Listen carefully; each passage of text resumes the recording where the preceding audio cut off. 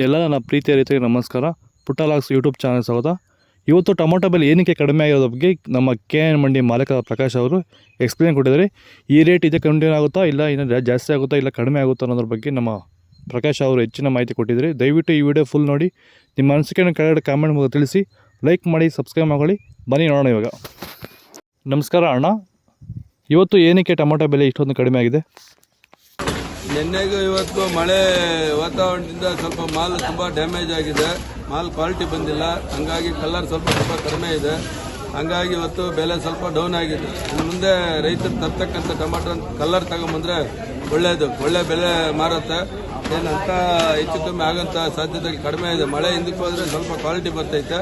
ಎಲ್ಲ ರೈತರು colour tomato, red tomato ತರಬೇಕಂತ ಮುಖ್ಯನ ಮನವಿ ಮಾಡ್ತಾ ಇದ್ದೀವಿ. ಕಡಿಮೆ ಆಗೋ ಸಾಧ್ಯತೆಗಳಿದೆ? ಇಲ್ಲ, ಕಡಿಮೆ ಆಗೋದಿಲ್ಲ. Quality important. ಕ್ವಾಲಿಟಿ ಮಾಲು ನಡೆಯುತ್ತೆ ಅಂತಕ್ಕಂಥದ್ದು ಹೇಳ್ಬೋದು. ಇವತ್ತೇನು ಬೆಲೆ ಇದೆ ಅದೇ ಬೆಲೆನೇ ಮುಂದುವರಿಬಹುದು. ಇನ್ನೂ 100-200 ರೂಪಾಯಿ ಹೆಚ್ಚು ಕಮ್ಮಿ ಆಗ್ಬೋದು ಅಂತಲೇ ಹೇಳ್ಬೋದು. ಇದು ನಮ್ಮ KN ಮಂಡಿ ಮಾಲೀಕ ಪ್ರಕಾಶ್ ಅವರ ಮಾತುಗಳು.